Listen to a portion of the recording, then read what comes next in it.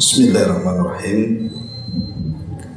Assalamualaikum warahmatullahi wabarakatuh.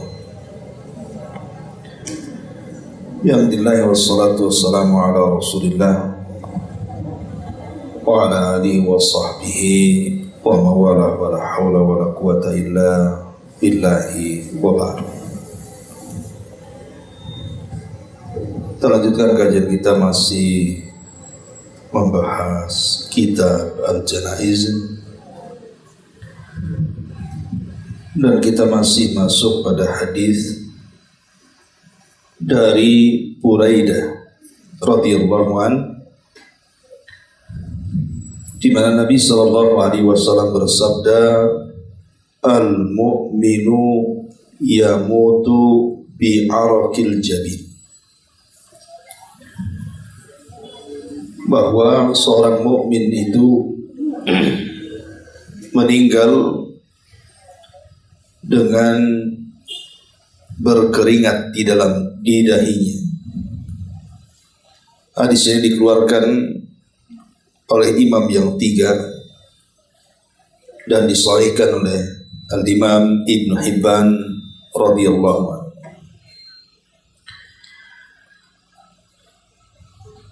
Baik ma'asyiral muslimat yang dimuliakan Allah Subhanahu wa taala, hadis ini hadis daripada Buraidah radhiyallahu anhu menjelaskan kepada kita tentang alamat dari alamat husnul khatimah, ciri-ciri daripada baik akhir perjalanan hidup manusia, di mana salah satunya seorang mukmin itu dinyatakan husnul khatimah apabila saat kematiannya terdapat keringat di dahinya.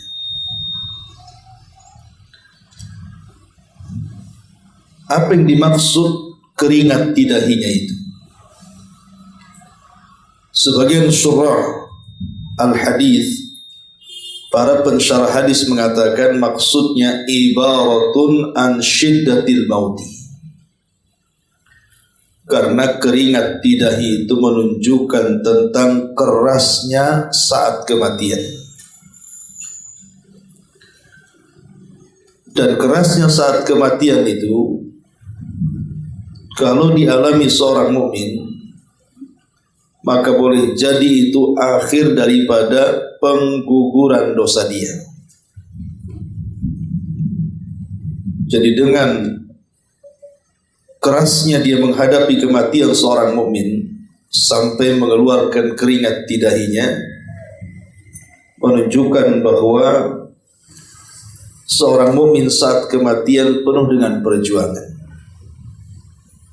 merasakan rasa sakit yang luar biasa, tetapi sakitnya bagi seorang mukmin itu boleh jadi pengguguran dosa yang terakhir yang dia miliki. Ini satu pendapat. Pendapat yang lain maksudnya bi arakil jabin, dengan keringat di dahi itu maksudnya alamatul khairi indal mauti.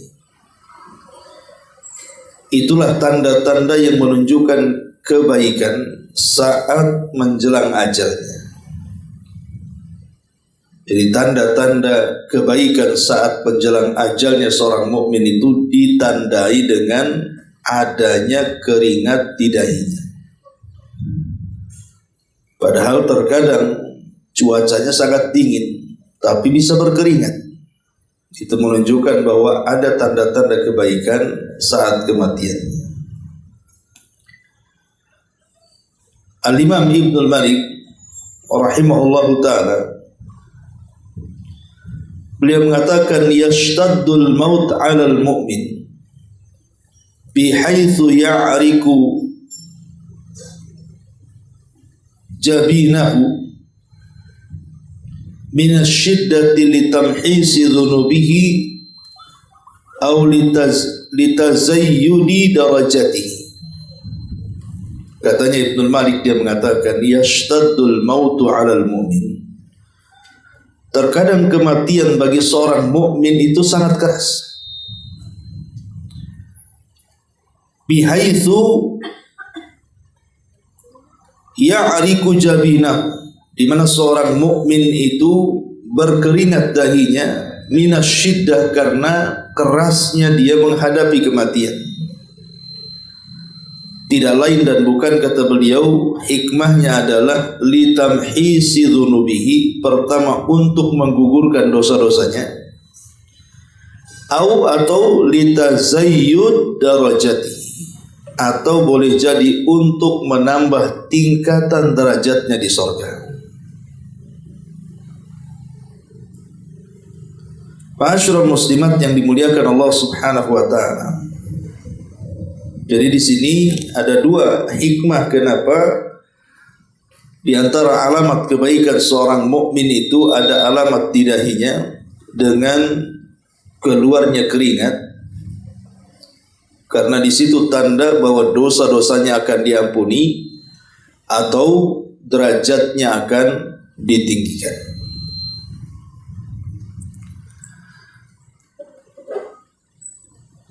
Al-Iraqi mengatakan, ikhtalafa fi ma'na hadzal hadis. Sebagian para ulama berselisih pendapat tentang makna hadis ini. Faqila, maka dikatakan, anna araqal jabini, bahwa adanya keringat di dahi itu lima yu'aliju min syiddatil mauti, karena menunjukkan tentang kerasnya seorang mukmin menghadapi kematian. Ini satu alasan. Alasan yang kedua, minal haya'i, karena rasa malunya seorang mukmin ketika menghadapi kematian dan akan menghadap Allah, sehingga perasaan malu seorang mukmin itu ditandai dengan keringat di dahinya. Ini kata Imam Al-Iraqi, bahwa kenapa seorang mukmin itu berkeringat di dahinya, boleh jadi karena kerasnya saat menghadapi kematian, atau rasa malunya dia saat menghadapi kematian karena terlampau banyak dosa yang akan dihadapkan kepada Allah Subhanahu wa taala. Saking malunya karena adanya dosa yang akan dihadapkan kepada Allah, sampai akhirnya dahinya berkeringat. Inilah di antara penjelasan para ulama tentang makna seorang mukmin itu ditandai kematiannya dengan berkeringat di dahinya.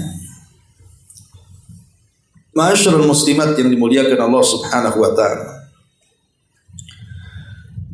Kita tahu bahwa amal itu kan ditentukan akhirnya. Amal itu ditentukan akhirnya, bukan awal, bukan tengah. Makanya ada hadis Bukhari mengatakan, innamal a'malu bi khawatimiha. Amal itu ditentukan oleh akhirnya. Dan segala sesuatu yang akhir itu adalah menentukan. Ramadan umpamanya ada 10 awal, ada 10 tengah, ada 10 akhir. Yang menentukan Ramadan itu bukan awal, bukan tengah, tapi akhirnya. Umur manusia juga sama. Ada dari 1 tahun sampai 15 tahun.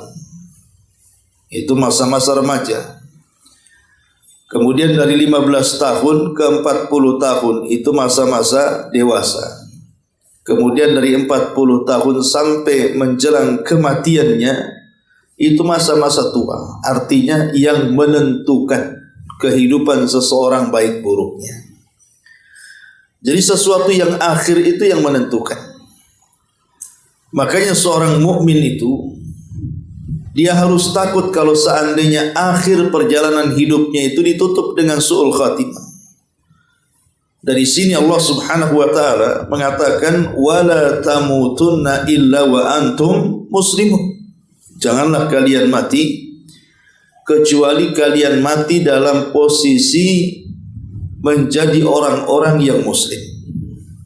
Itu pula yang kemudian dikatakan Nabi Yusuf alaihi salatu wassalam, tawaffani tawaffani musliman wa alhiqni bis salihin. Ya Allah, wafatkan aku dalam kondisi muslim dan libatkan aku dengan orang-orang yang saleh. Taib masyarul muslimat yang dimuliakan Allah Subhanahu wa taala. Jadi husnul khatimah itu artinya akhir yang baik. Lah dalil yang menunjukkan tentang adanya su'ul khatimah dengan husnul khatimah ini adalah hadis Nabi sallallahu alaihi wasallam yang mengatakan, "Idza aradallahu bi 'abdihi khairan." Apabila Allah Subhanahu wa taala menghendaki kebaikan pada hambanya, ista'malahu, maka Allah akan memanfaatkan hamba itu. Qalu, sahabat mengatakan, kaifa yasta'miluhu? Rasul, bagaimana kemudian Allah akan memanfaatkan hamba itu? Maka Rasul mengatakan, yuwaffiquhu li amalin salihin qabla mautihi. Maka Allah akan memberinya taufik untuk beramal saleh sebelum dia meninggal. Jadi kalau sebelum kematiannya tiba-tiba dia berubah, yang tadinya kurang ibadahnya jadi rajin ibadahnya, kemudian juga sikapnya yang tadinya tidak baik menjadi baik, dan ditutup akhir kehidupannya dengan terus istiqamah di atas kebaikan, maka itu tanda dari tanda-tanda husnul khatimah. Jadi kata Nabi SAW, kalau engkau ingin mengetahui akhir seseorang itu baik atau tidak, lihat akhir sebelum wafatnya. Apakah diberikan taufik untuk beramal saleh atau tidak? Karena senada dengan surah Fussilat ayat 30. Innal ladzina qalu rabbuna Allah tsumma istaqamu tatanazzalu alaihimul malaikatu alla takhafu wa la tahzanu wa abshiru bil jannati allati kuntum tu'adun.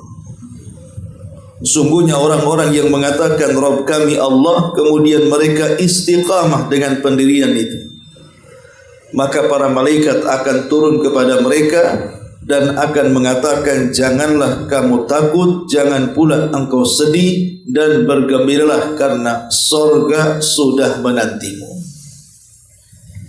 Dari ayat ini dan hadis tadi menunjukkan bahwa husnul khatimah itu ada, sebagaimana su'ul khatimah juga ada. Makanya Nabi SAW mengatakan, man ahabba liqa Allah, man ahabba liqa Allah, ahabba Allahu liqa'ah, wa man kariha liqa Allah, kariha Allahu liqa'ah. Barang siapa yang suka berjumpa dengan Allah, maka Allah pun suka berjumpa dengan dia. Tapi siapa yang benci berjumpa dengan Allah, maka Allah pun tidak suka berjumpa dengan dia. Nah, hadis yang kita bahas ini adalah satu dari sekian tanda dari tanda-tanda husnul khatimah. Lalu apa saja selain daripada seorang mukmin itu ditandai di dahinya dengan keringat saat kematiannya, yang menunjukkan bahwa dia adalah diakhiri kehidupannya dengan husnul khatimah. Ada 19 tanda yang disebutkan para ulama selain daripada tanda yang terdapat dalam hadis ini. 1. Tanda-tanda husnul khatimah ketika saat kematiannya dia bisa mengucap kalimatut tauhid, la ilaha illallah. Karena Nabi SAW mengatakan, man kana akhiru kalamihi la ilaha illallah dakhalal jannah. siapa yang akhir ucapannya kalimat la ilaha illallah, maka ia akan masuk surga. Dan subhanallah, kalimat ini sebenarnya satu-satunya kalimat yang memungkinkan diucapkan orang yang sedang sakaratul maut. Jadi kalimat yang paling mudah yang diucapkan orang sedang sakaratul maut adalah kalimat la ilaha illallah. Tetapi walaupun mudah mengucapkannya, rupanya tidak banyak orang mendapatkan taufik untuk mengucapkannya. Ini yang pertama. Yang kedua, meninggal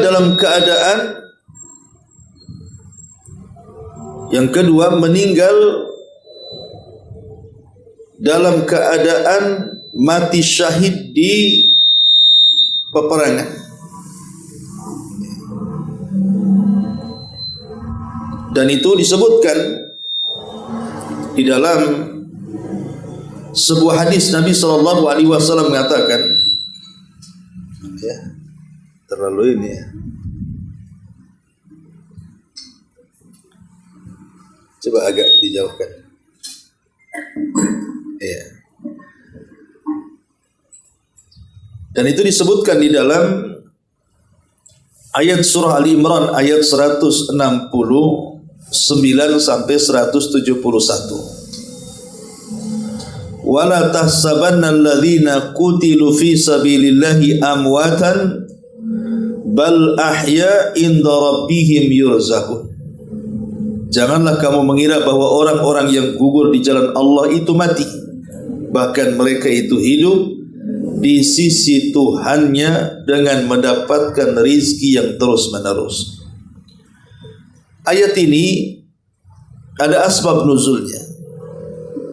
Jadi ayat ini turun kepada ayahanda Jabir ibn Abdullah radhiyallahu anhu, namanya Abdullah ibn Haram. Jadi saat Abdullah ibn Haram ini gugur di perang Badar, gugur di perang Uhud, Nabi SAW menghabarkan kepada Jabir, karena Jabir ketika ayahnya meninggalkan sedih. Bagaimana tidak sedih? Dia orang tua satu-satunya, sementara dia harus memikul beban menanggung 9 adiknya. Ibunya sudah meninggal, kemudian itulah orang tua yang terakhir. Tiba-tiba Allah takdirkan mati syahid. Jadi Jabir ini akhirnya sedih. Karena sedihnya dia pun menangis di hadapan jasad orang tuanya. Maka Nabi SAW menghampiri Jabir, kemudian menjelaskan, wahai Jabir, menangis atau tidak menangis, ayahmu telah mati syahid. Dan Allah Subhanahu wa ta'ala telah mengajak bicara ayahmu tanpa penerjemah. Kemudian Allah mengatakan kepada ayahmu, tamanna ya abdi, berangan-anganlah wahai hambaku. Kira-kira kalau engkau menghendaki sesuatu, kira-kira mau minta apa? Maka kata ayahandanya Jabir, Abdullah ibn Haram, dia mengatakan, ya Rabb, aku tidak berangan apapun kecuali kau hidupkan kembali kami ke dunia, biar kami bisa berjihad kedua kalinya dan mati syahid kedua kalinya. Tapi Allah mengatakan tidak mungkin, mustahil orang yang sudah mati hidup lagi. Kemudian kata Abdullah ibn Haram, kalau orang mati tidak mungkin hidup kembali, kalau begitu habarkan kondisiku kepada Jabir dan keluargaku. Habarkan kondisiku di sisi kepada Jabir dan keluarganya. Maka dari sini turun ayat, wala tahsabannal ladzina qutilu fi sabilillahi amwatan bal ahya inda rabbihim yurzaqun. Jangan kamu mengira bahwa orang-orang yang gugur di jalan Allah itu mati, bahkan mereka itu hidup di sisi Tuhannya dengan mendapatkan rizki mereka dalam keadaan gembira. Jadi habarkan kepada Jabir, jangan sedih, itu maksudnya. Karena ayahnya sudah mendapatkan apa yang dikehendaki semua manusia, mati syahid. Ini yang kedua. Yang ketiga, meninggal di malam Jumat atau siang harinya. Nabi mengatakan, "Ma min muslim yamutu yaumal jum'ati aw lailatal jum'ati illa waqahu Allahu fitnatal qabri." Tidaklah seorang muslim meninggal pada hari Jumat atau malam Jumat, melainkan Allah akan menjaga dia dari fitnah kubur. Jadi kalau seorang mukmin dipilihkan hari meninggalnya Jumat atau malam Jumat, boleh jadi itu salah satu dari tanda-tanda husnul khatimah. Kemudian yang keempat juga, al-mu'min yamutu bi araqil jabin, sebagaimana hadis yang kita baca, seorang mukmin itu wafat dalam keadaan berkeringat di dahinya. Kemudian yang kelima, mati atau meninggal karena sebuah penyakit. Jadi meninggal karena sebuah penyakit.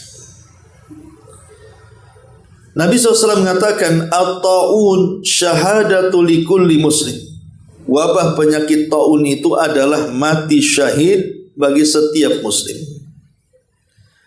Penyakit ta'un di masa lampau itu sebuah azab. Jadi Allah Subhanahu wa taala kalau mengadab sebuah kaum, maka yang diturunkan adalah taun. Dan itu banyak sekali kisah-kisah turunnya taun di zaman Bani Israel.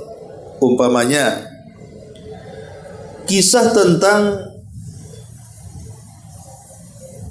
sebuah negeri di Baitul Maqdis. Itu pernah terjadi taun yang menyebabkan ribuan melayang. Akhirnya kemudian yang selamat keluar dari Baitul Maqdis. Rupanya yang selamat ini juga ditakdirkan Allah cabut nyawa mereka tanpa menyebutkan apa alasannya atau apa penyebabnya. Karena itu digambarkan dalam Al-Quran, alam tara ilal ladzina kharaju min diyarihim wa hum ulufun hadaral maut. Tidakkah engkau melihat orang-orang yang keluar dari sebuah negeri, mereka menghindar karena sebuah kematian. Karena sudah banyak ribuan orang mati di negeri itu, mereka pun menghindar dari kematian, tetapi rupanya mereka dicegat dengan kematian. Jadi menghindar dari kematian tidak mencegah takdir kematian.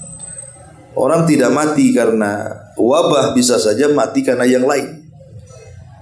Nah, dijelaskan oleh para ulama, ayat itu alam tara ilal ladzina kharaju min diyarihim ini, ada yang mengatakan bahwa ayat ini bercerita tentang Nabi Uzair. Ada juga yang mengatakan ayat ini bercerita tentang Nabi Hazkiel, di mana Baitul Maqdis pernah terkena penyakit taun, dan itu bagian daripada azab Allah Subhanahu wa taala. Kemudian yang kedua, kisah tentang Bal'am bin Ba'urah ketika hendak mendoakan keburukan kepada Nabi Musa dan Bani Israel. Rupanya Bal'am sudah tidak lagi mujarab doanya, karena yang didoakan seorang Nabi. Akhirnya dia mengatakan kepada Jababirah, utuslah wanita-wanita kalian, godalah salah satu murid daripada murid-murid Nabi Musa, kalau sampai berzinah itu cukup mengadab mereka. Akhirnya diutuslah wanita-wanita cantik, kemudian mereka pun merayu murid-murid Nabi Musa. Rupanya Allah takdirkan ada satu murid Musa terbaik tergoda dengan wanita Jababirah ini. Akhirnya kemudian berzina. Setelah terjadi perzinahan itu muncul taun yang mengakibatkan 20.000 Bani Israel meninggal dunia. Dan taun itu tidak dilepas oleh Allah atau tidak diangkat sampai kemudian orang yang berzina itu dihukum dan dirajam. Jadi dari sini kita tahu bahwa taun itu bagi umat terdahulu adalah azab. Tetapi bagi umat Islam, taun itu adalah rahmat, di mana orang-orang yang terkena penyakit taun maka dinyatakan mati syahid. Ya. Ini yang kelima. Ya. Yang keenam,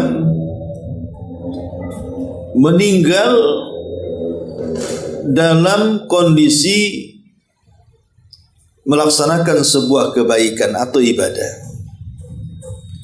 Ya, boleh jadi mungkin saat sholat dia meninggal, saat puasa dia meninggal, saat baca Quran dia meninggal, di tempat-tempat baik dia meninggal, di Mekah, di Madinah dan begitu seterusnya. Maka itu juga di antara tanda-tanda bahwa ada kemungkinan dia mati husnul khatimah. Kemudian yang nomor 7, mati karena sakit perut. Mati karena sakit perut. Nabi SAW mengatakan, man mata fi al-batni fahuwa syahid. Siapa yang mati karena sakit perut, maka dia mati syahid. Jadi orang yang diuji dengan sakit perut, kemudian Allah takdirkan mati pula karena sakit perut itu, maka itu tanda-tanda syahidnya seorang mukmin. Dan itu husnul khatimah. Kalau seorang mukmin yang soleh dipilihkan kematiannya seperti itu, berarti itu tanda-tanda husnul khatimah.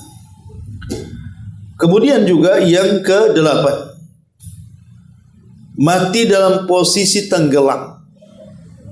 Boleh jadi seorang mukmin yang taat, dia sedang naik perahu, kemudian Allah takdirkan tenggelam perahunya, entah lagi mancing, entah lagi pulang kampung pakai kapal gitu ya. Allah pilihkan kematiannya seperti itu. Maka Nabi SAW mengatakan asyuhada'u khamsatun.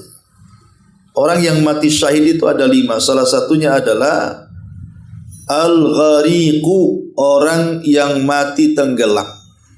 Orang yang mati tenggelam itu juga salah satu alamat dari husnul khatimah. Kemudian yang ke-9, orang yang mati terbakar. Boleh jadi mungkin seorang mukmin ini terperangkap dalam sebuah gedung. Mungkin dia sedang bekerja di sebuah gedung. Tiba-tiba kemudian terjadi kebakaran dan dia tidak bisa keluar dari situ. Akhirnya dia meninggal karena luka bakar. Maka Rasul juga mengatakan asyuhada'u khamsun. Orang yang mati syahid itu ada 5. Salah satunya adalah, kata Nabi SAW, wasahibul hadmi. Wasahibul hadmi. Dan orang yang tertimpa reruntuhan bangunan. Juga diartikan orang-orang yang terbakar. Kemudian yang nomor 9, yang nomor 10, meninggalnya seorang wanita saat melahirkan. Nabi SAW mengatakan, ketika sahabat Abdullah ibn Rawahah bertanya, Rasul, atadri man syuhada ummati? Awalnya Abdullah ibn Rawahah bertanya, fama tazawwaj lahu an firashihi. Jadi Abdullah ibn Rawahah ini radhiyallahu an mengatakan bahwa Rasul itu tidak pernah jauh dari tempat tidurnya. Kemudian Rasul mengatakan di pembaringannya kepada Abdullah ibn Rawahah ini, tahukah kamu siapa yang mati syahid dari umatku ini? Maka kata sahabat, Allah dan Rasulnya yang tahu. Boleh jadi mereka adalah qatlul muslim, orang yang mati syahid dalam rangka terbunuhnya seorang mukmin dalam pertempuran. Maka Rasul mengatakan kalau itu berarti orang yang mati syahid sedikit. Kemudian sahabat mengatakan, kalau begitu siapa lagi orang-orang yang mati syahid selain orang yang mati dalam pertempuran itu? Maka Nabi SAW menyebutnya, salah satunya adalah wal mar'atu yaqtuluha waladuha jam'ah. Kata Nabi SAW, dan seorang wanita yang meninggal dengan sebab anaknya, dia saat dia nifas dia meninggal dunia. Jadi seorang yang meninggal, wanita yang meninggal saat melahirkan, itu dianggap husnul khatimah alias syahid. Kemudian yang nomor 11,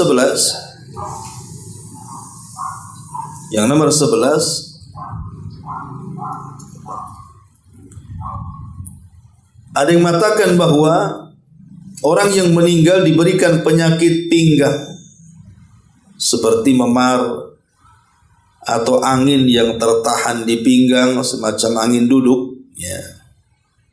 Ini juga salah satu tanda-tanda husnul khotimah. Jadi seorang mukmin kalau dipilihkan meninggalnya karena angin duduk ataupun sakit pinggang gitu ya, tiba-tiba dengan sebab itulah terjadi kematiannya, maka itu salah satu tanda daripada husnul khotimah. Kalau seorang mukmin yang baik dipilihkan kematiannya seperti itu. Kemudian yang nomor 12 juga seorang mukmin yang diwafatkan karena rasa sakit dan sesak nafas. Sebagaimana hadis Jabir bin Utaib secara marfu kepada Nabi sallallahu alaihi wasallam. Jadi karena sesak nafas, ini juga diantara tanda-tanda husnul khotimah. Kemudian yang 13 meninggal karena terserang penyakit TBC. Kemudian yang nomor 14 mati karena mempertahankan harta. Boleh jadi umpamanya seorang muslim sedang berada di rumahnya, tahu-tahu rampok datang. Rupanya rampok ini yang tadinya tidak niat membunuh, akhirnya membunuh. Boleh jadi saat dia merampok ketahuan yang punya rumah, kemudian yang punya rumah disabet pedang sampai meninggal. Maka seorang yang mempertahankan hartanya dari orang-orang yang hendak merampasnya, seperti para perompak dan para perampok itu, kalau Allah takdirkan dia mati syahid saat membela kekayaannya, maka dia mati terhormat karena dia dianggap mati syahid. Ataupun membela agama. Seorang yang membela agamanya, kemudian Allah takdirkan meninggal saat membela agamanya, maka dia mati syahid. Atau membela jiwanya, mempertahankan jiwanya. Juga yang nomor 16 juga termasuk mati syahid. Kemudian yang nomor 17 mati saat berjaga-jaga di jalan Allah. Boleh jadi dia ditugaskan di perbatasan, tiba-tiba kemudian diserang oleh musuh, meninggal. Maka orang yang berjaga-jaga di perbatasan di jalan Allah, maka dia dianggap mati syahid. Termasuk juga meninggal saat beramal saleh. Tadi saya sudah dijelaskan ya. Kemudian yang nomor 19, orang yang dibunuh oleh penguasa zalim. Seseorang yang dibunuh oleh penguasa zalim. Jadi ada seorang mukmin, mungkin dia berusaha untuk mengkritik, menasihati bukan mengkritik pemerintah. Rupanya dia mendapatkan kezaliman dari pemerintah sampai dibunuh. Maka orang-orang yang juga dibunuh oleh penguasa zalim, maka dianggap oleh para ulama sebagai orang yang mati syahid. Inilah 19 faktor ataupun alamat seseorang itu dinyatakan husnul khatimah. Adapun secara global tentang penyebab, tadi kan ciri-ciri ya, 19 ciri-ciri orang yang mati husnul khatimah. Lalu apa penyebabnya? Apa yang menjadikan sebab seseorang itu bisa meninggal husnul khatimah itu? Pertama, ya, karena faktor istiqomah. Kebanyakan orang meninggal husnul khatimah itu karena faktor kontinu ataupun istiqomah. Istiqomah itulah yang menjadikan seseorang meninggal husnul khatimah. Kemudian yang kedua, faktor doa. Dengan doa itulah akhirnya Allah Subhanahu wa taala mengabulkan permintaan kita. Jadi kalau kita dalam doa kita minta husnul khatimah, maka Allah akan kabulkan permintaan doa kita. Persis seperti Umar bin Khattab. Umar itu kan berdoa, ya Allah wafatkan aku di negeri hijrah nabimu dalam kondisi mati syahid. Itu aja yang doanya Umar dalam setiap salatnya. Doa Umar hanya itu saja. Hanya dua. Minta mati syahid. Yang kedua, matinya di tempat hijrah Nabi. Bukan mustahil bagi Allah Subhanahu wa taala, walaupun bagi kita mustahil. Kenapa dianggap mustahil? Karena di zaman Umar itu kan kekuatan kaum muslimin kan di atas kejayaannya. Siapa yang akan menyerang kota Madinah? Tidak ada yang akan menyerang kota Madinah. Tapi Allah Subhanahu wa taala takdirkan dengan masuknya budak Mughirah ibn Syu'bah, orang Majusi ini sebagai pandai besi. Rupanya perantara Majusi inilah pula Umar meninggal dunia ditusuk saat sholat subuh. Jadi Umar bin Khattab radhiyallahu anhu mati syahid ditusuk Abu Lu'lu Majusi ini karena salah satunya faktor doa dia. Dia akan berdoa terus seperti itu. Allah kabulkan. Dia mati syahid saat mengimami di Masjid Nabawi salat subuh. Jadi yang kedua juga di antara faktor husnul khotimah itu juga adalah banyak-banyak berdoa, minta kepada Allah agar kita diwafatkan husnul khotimah. Kemudian yang ketiga, ini juga yang paling penting, bukan hanya sekedar istiqomah, kemudian juga berdoa adalah mengerahkan segala kemampuan. Jadi lawan segala kemalasan. Pamannya malas sholat, lawan tetap sholat. Malas puasa, lawan tetap puasa. Malas ke majelis ilmu, lawan tetap hadir. Dan begitu seterusnya. Atau dengan bahasa Quran itu disebut mujahadatun nafsi. Melawan jiwa. Melawan hawa nafsu. Itulah yang dikatakan dalam Al-Quran, wa man yujahidu fina lanahdiyannahum subulana. Siapa yang memiliki sikap kesungguh-sungguhan di dalam mengejar hidayah, maka kami akan berikan hidayah kepada dia. Boleh jadi dengan kesungguhan itu dia diwafatkan dalam posisi husnul khotimah. Itulah 3 penyebab terbesar seseorang itu mati husnul khotimah. Kebalikan daripada husnul khotimah adalah su'ul khotimah, akhir yang buruk bagi seseorang saat menjelang wafatnya. Ya tentu kalau cerita tentang su'ul khotimah adalah kebalikan daripada husnul khotimah. Jadi 19 tanda yang tadi saya sebutkan, kebalikan daripada itu, kalau meninggal maka su'ul khotimah. Ma'asyiral muslimat yang dimuliakan Allah Subhanahu wa taala. Tetapi kan su'ul khotimah kan ada tingkatan-tingkatannya. Tingkatan terjelek orang yang mati su'ul khotimah itu adalah orang yang hatinya penuh dengan keraguan dan juga penentangan saat sakaratul maut, kemudian dia mati dalam posisi ragu-ragu terhadap Allah dan agamanya, ragu-ragu terhadap tauhid, ragu-ragu terhadap sunnah, ya. Bahkan jadi setan datang memberikan waswas, suruh kita pindah ke agama orang lain. Ya, jadi kalau itu kita ikuti saat meninggal dunia, orang yang menyaksikan di sekitarnya disangka kita mati muslim, padahal dia mati kafir. Ya, karena terkena waswas setan. Sehingga Imam Ibnul Qayyim itu sampai menjelaskan ada seorang pemabuk yang keranjingan dengan minuman keras, boleh jadi sudah kecanduan.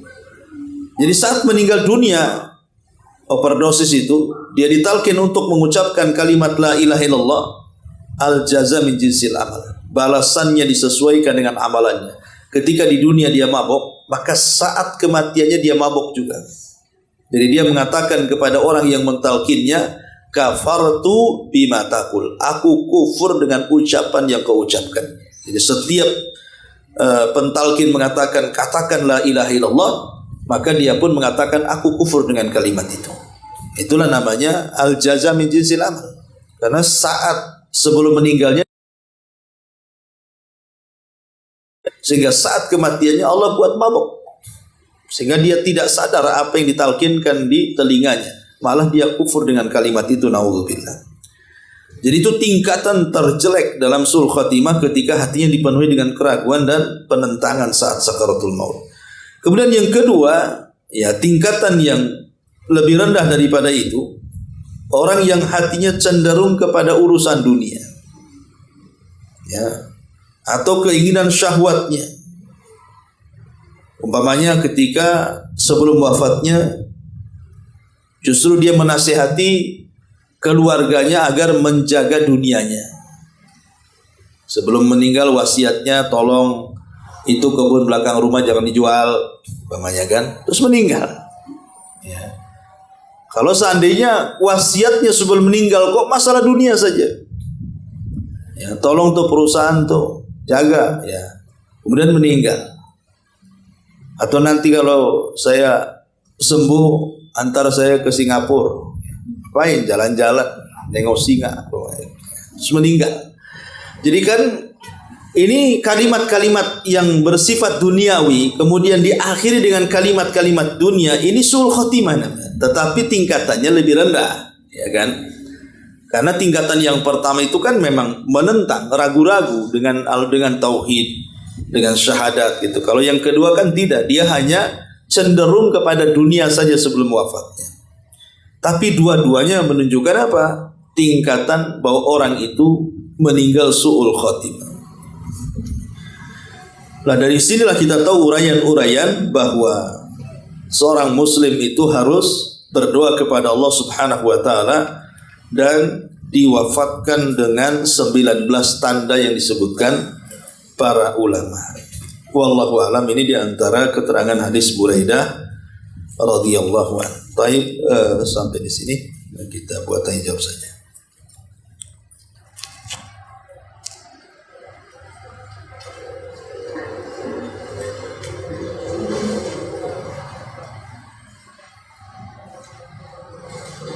Assalamualaikum warahmatullahi wabarakatuh. Pak Ustaz, tadi Ustaz ada menjelaskan ketika Allah ingin mempekerjakan hambanya, maka Allah beri dia kesempatan untuk melakukan amal ibadah menjelang akhir hidupnya. Yang menjadi pertanyaan adalah dia itu ketika habis banyak masa mudanya atau separuh dari usianya itu dia melakukan maksiat besar. Kemudian dia hanya melakukan ketaatan kepada Allah itu sedikit aja di sisa usianya, misalnya hanya 1 tahun atau beberapa bulan di menjelang kematian dia melakukan kebaikan, setelah itu meninggal. Apakah ini termasuk orang yang Allah manfaatkan dia untuk melakukan ketaatan seperti yang Ustaz sampaikan tadi? Ya, alhamdulillah. Ada seorang sahabat dari sahabat-sahabat Ansor. Jadi ketika Mus'ab ibn Umair radhiyallahu an ditugaskan berdakwah dari Mekah ke Madinah, dia berhasil mengislamkan 2 tokoh Ansor ketika itu. Pertama Sa'ad ibn Mu'ad, itu tokoh Aus, dan yang kedua Sa'ad ibn Mu'ad, Sa'ad ibn Ubadah, itu tokoh dari Khazraj. Jadi saat Sa'ad ibn Ubadah ini dia masuk Islam disebabkan oleh Mus'ab bin Umair. Dia kan pulang kemudian mendakwahkan Islam ke kaumnya Aus, bahkan mengancam orang-orang Aus, siapa yang tidak masuk Islam jangan satu atap denganku. Mau tidak mau akhirnya orang-orang Aus mengikuti gaya kepemimpinan Sa'ad bin Mu'ad, masuk Islam semuanya orang-orang Aus ini, kecuali 1 orang, dia nggak mau masuk Islam. Lah ketika terjadi perang Uhud, yang 1 orang ini namanya Usairim. Jadi Usairim ini datang kepada Rasul. Rasul, izinkan aku terlibat perang karena aku ingin membela kabilahku.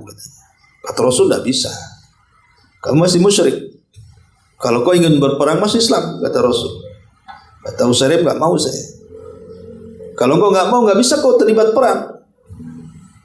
Akhirnya ketika sebentar lagi mau mengerahkan pasukan, karena Usairim tetap tidak diizinkan Rasul, tiba-tiba ketika menjelang-jelang detik pelepasan pasukan itu, Usairim datang kepada Rasul. dan mengatakan, ya Rasulullah, baik saya akan masuk ke agamamu, izinkan aku perang, karena aku ingin membela kabilahku. Akhirnya kemudian Rasul mengizinkan Usairim perang setelah mengucapkan 2 kalimat syahadat. Akhirnya dia mati dalam pertempuran itu.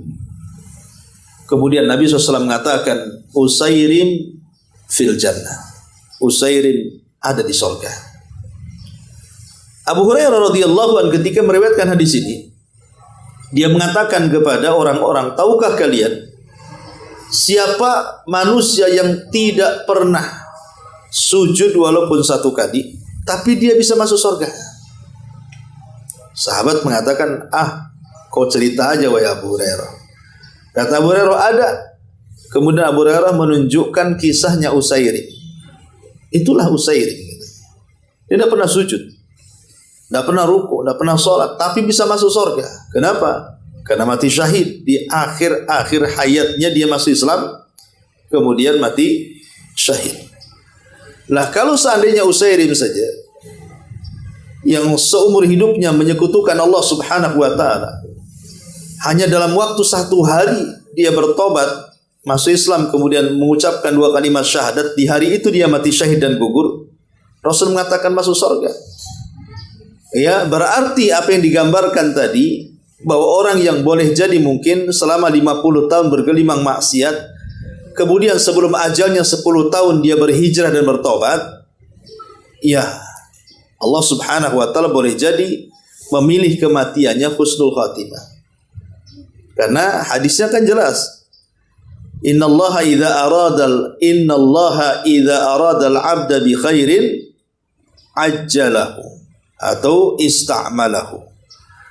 Wa ma ista'malahu ya Rasul yuwaffiquhu li amalin salihin. Ya, ketika orang itu diberikan taufik untuk beramal soleh di akhir-akhir hidupnya, berarti Allah berkehendak lain, orang ini tidak berbuat jahat, tapi Allah arahkan kepada kebaikan. Maka orang yang seperti ini insyaallah dia husnul khatimah kan? Karena jelas mengikuti hadis Nabi SAW. Karena kan ingat hadis tentang 2 orang yang berkawan di bulan Ramadan. Jadi ada orang yang berkawan, yang satu mati syahid, yang satu mati dalam pembaringan.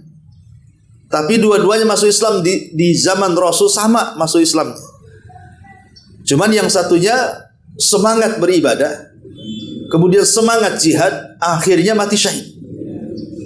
Yang kawannya tidak mati syahid, tetapi meninggal 1 tahun setelahnya. Setelah dua-duanya meninggal, dihadapkan di pintu sorga, yang 1 tahun setelahnya yang mati di pembaringan disuruh masuk sorga duluan, sementara yang mati syahid belakangan. Jadi Tolha yang melihat fenomena seperti dalam mimpinya, dia terbangun. Dia bertanya kepada Rasul, kok Rasul saya mimpinya aneh nih. Kok ada orang mati syahid, kawannya tidak mati syahid. Cuman bedanya 1 tahun setelahnya meninggal di pembaringan. Tapi kenapa ketika dihadapkan di pintu sorga, yang mati syahid belakangan, kawannya pula duluan? Kata Rasul, kenapa kalian heran? Bukankah orang yang tidak mati syahid yang meninggal 1 tahun setelahnya, dia mendapatkan bulan Ramadan? Boleh jadi dia puasa di bulan Ramadan, boleh jadi dia mendapatkan Lailatul Qadar. Maka jarak dia bagikan jarak barat dan timur, katanya. Sudah wajar Allah masukkan ia ke dalam surga. Ya. Dari sini kita tahu bahwa terkadang ada amalan-amalan yang kita anggap remeh, lebih kecil, rupanya itu besar di sisi Allah. Tapi ada amalan-amalan besar di mata kita, rupanya kecil di sisi Allah, gitu maksudnya. Boleh jadi orang yang mungkin juga, ya setiap hari dia beramal soleh, setiap hari dia beramal soleh, dia mempertahankan keistiqomahannya, tapi sekali-kali tergelincir, kemudian tobat lagi, sekali-kali tergelincir, tobat lagi. Itu tidak lebih baik daripada orang yang selama hidupnya dia tergelincir, tapi sekali tobat dia tidak pernah tergelincir, walaupun boleh jadi mungkin hanya sebentar. Ya. Hanya sebentar, umpamanya hanya berapa puluh tahun. Secara ilmu dagang itu ndak balance gitu ya. Ibaratnya dosanya 50 tahun, tobatnya 10 tahun, itu kan ilmu dagang nggak modalnya belum balik itu namanya. Masih banyak dosanya dibandingkan pahalanya kan. Tapi kan Allah Subhanahu wa taala terkadang Maha Rahim.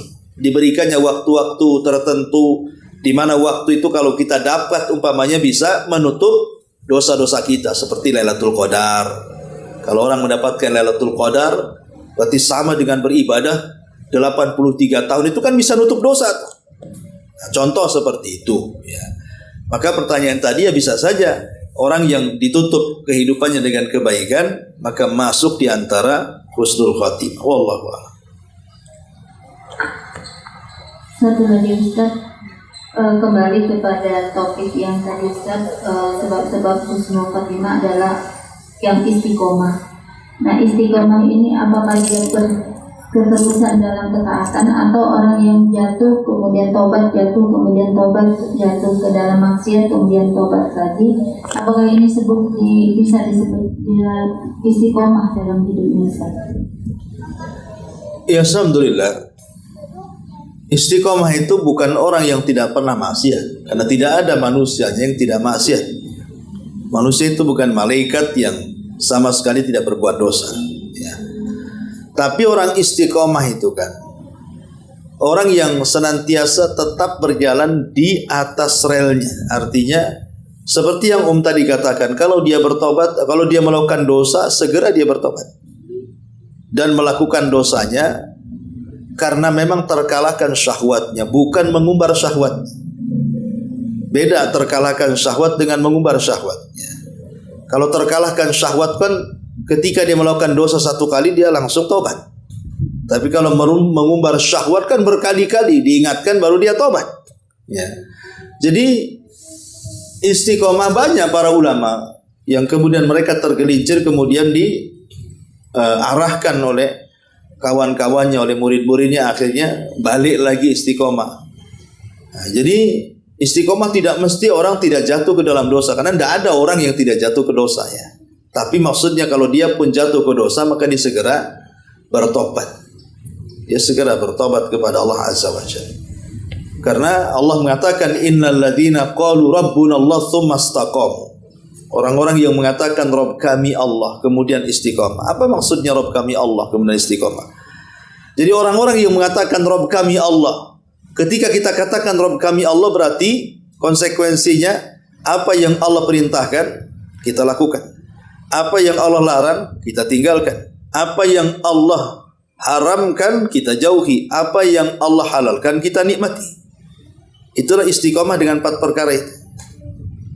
Maka kalau kita bisa menjalankan perintah, menjauhi larangan, menikmati yang dihalalkan, menjauhi yang diharamkan ya, dengan daya upaya kita sebagai manusia, kalaupun sekali-kali mungkin terjerumus kepada dosa tapi dia kembali, maka insya Allah, karena bagaimanapun orang itu kan harus dibedakan antara beramal soleh dengan melakukan dosa. Itu kan perkara yang berbeda. Orang yang melakukan dosa dengan beramal soleh itu perkara yang berbeda. Karena ada di masyarakat, contoh umpamanya yang sering saya contohkan, ngapain pakai jilbab kalau seandainya lidahnya masih menggibah? Ngapain pakai cadar kalau masih namimah? Umpamanya kan gitu. Kan harus dibedakan antara jilbab dengan gibah. Jilbab, gibah.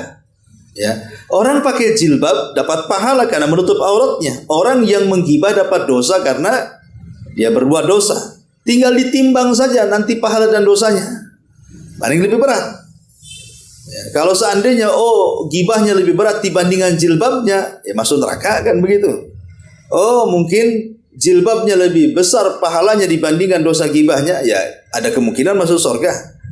Jadi jangan kemudian kebaikan itu dikambing hitamkan karena sebuah dosa. Jadi dibedakan, karena Allah mengatakan wa ma taf'alu min khairin ya'lamhullah. Apapun yang kau lakukan dari sebuah kebaikan itu pasti Allah akan membalasnya, sedikit ataupun banyak. Walaupun dia gibah, walaupun dia namimah, tetap jilbab itu berpahala, akan dicatat sebagai pahala.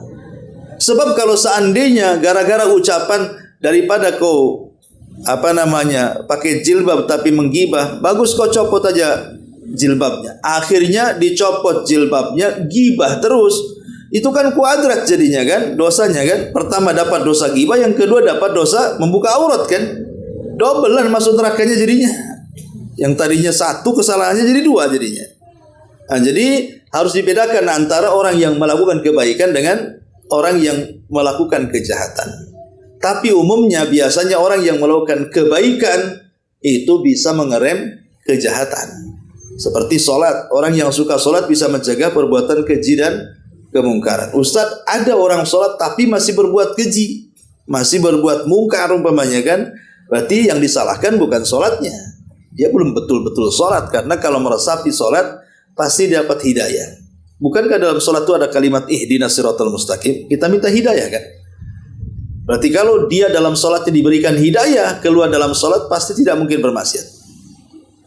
Ketika setelah sholat kok bermaksiat, berarti ihdinas siratal mustaqimnya belum dikabulkan. Harus minta lagi terus-terusan supaya betul-betul bisa merubah kehidupan dia. Wallahu a'lam. Baik, sampai di sini. Mudah-mudahan ada manfaatnya. Subhanallah bihamdika. Asyhadu an la ilaha illa anta astaghfiruka wa atubu ilaik.